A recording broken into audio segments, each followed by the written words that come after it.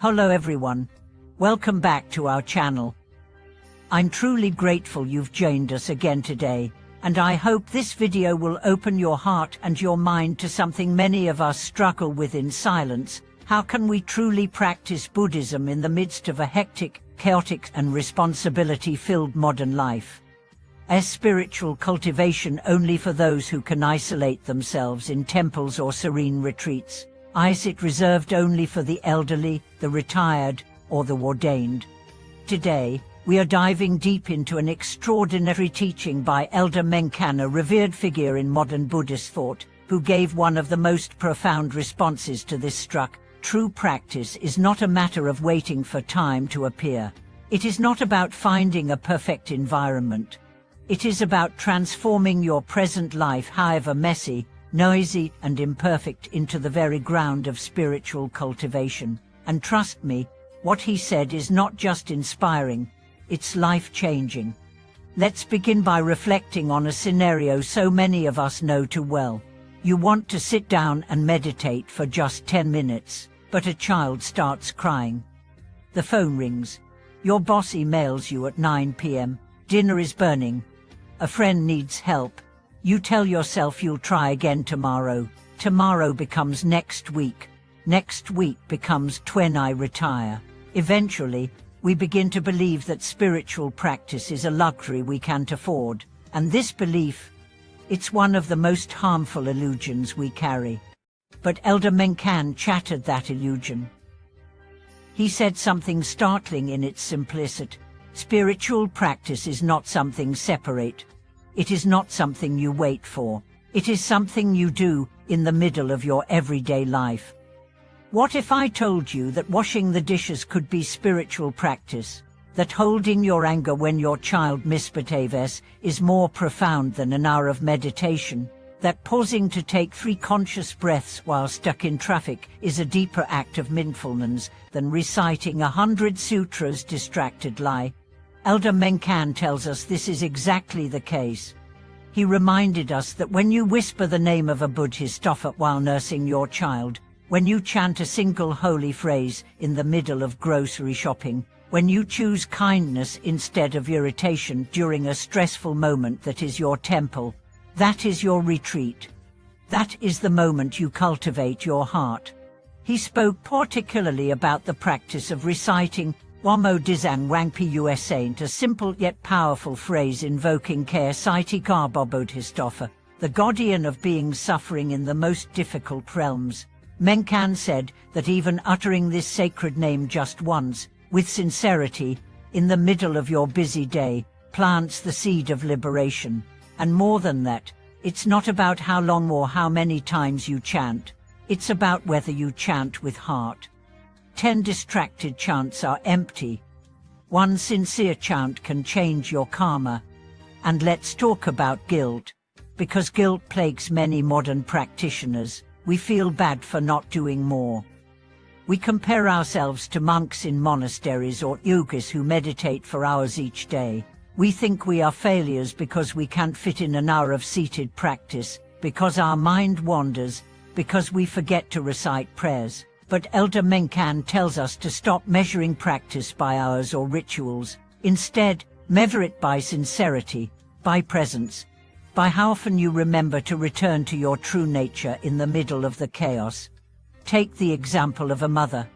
She wakes at 6 a.m, gets the kids ready for school, cooks, cleans, works all day, juggles emotional labor, family obligations, and maybe even a job. She thinks, I don't have time to practice. But if she simply pauses in the middle of the day to say, may all beings be free from suffering, if she does her chores with awareness and gratitude, if she responds to stress with mindfulness, that is a master practitioner in action. Elder Mengcan emphasized again and again, don't wait for the perfect moment to practice. That perfect moment may never come. Life is inherently unpredictable.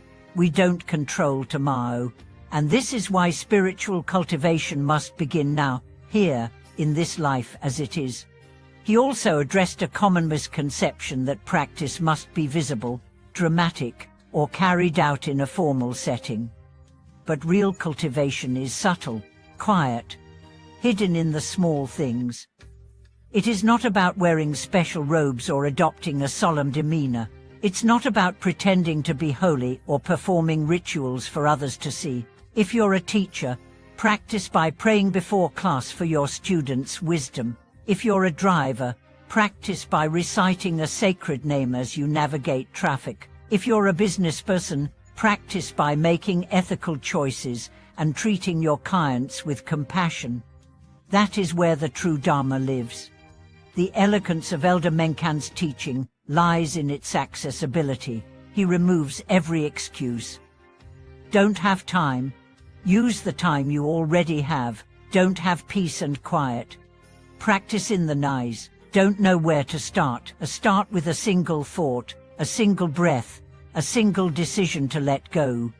One of the most beautiful aspects of his teachings is the idea that modern distractions are not obstacles, they are opportunities. Your stressful meeting is a chance to practice patience. Your family dinner is a chance to practice presence. Your insomnia is a chance to reflect on impermanence.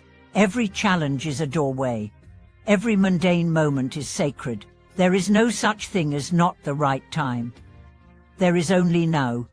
Elder Mengcan often referenced the Earth Store Sutra, the Dzang Sutra, and how every chapter provides practical methods for practice in life, in death, in routine. The sutra is not just for ritual reading or chanting in temples. It is a guidebook for how to think, act, and live. In moments of fear, remember Dzang.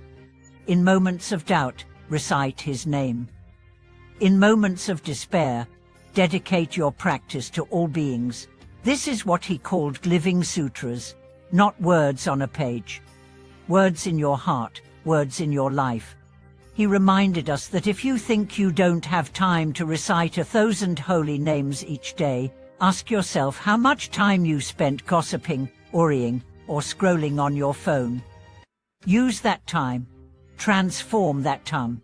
You have the time, you just need the will. He said even 3 hours are enough to recite 10,000 sacred names, but if you say you're too busy, without even trying, then your obstacle is not time, it's your lack of conviction. And here's the truth we all need to hear: spiritual growth doesn't require a special place, it requires a special heart. A heart that's ready to change, to return, to remember. Even if your day's packed from dawn to midnight, even if you're exhausted, if you can muster one moment of sincerity, that moment counts. The spiritual path isn't a race, it's a return to yourself, and it begins with just a step. Elder Mengcan's wisdom helps us realize that every moment of our life, no matter how busy, noisy, or messy, contains the seed of awakening. So today, I invite you, wherever you are, whatever you're doing, to pause just for a moment, breathe, smile, whisper the name of the Buddhist offer, dedicate that moment to all sentient beings. That's it. That's the beginning. That's the practice. And if you found something meaningful in this message, if you've ever struggled to balance spiritual goals with daily responsibilities, know that you're not alone. We all walk this winding path together, and the fact that you're here, listening, means you've already begun. Let's continue walking together. Thank you for watching this video. If you have your own story about practicing amidst life's business, please share it in the comments.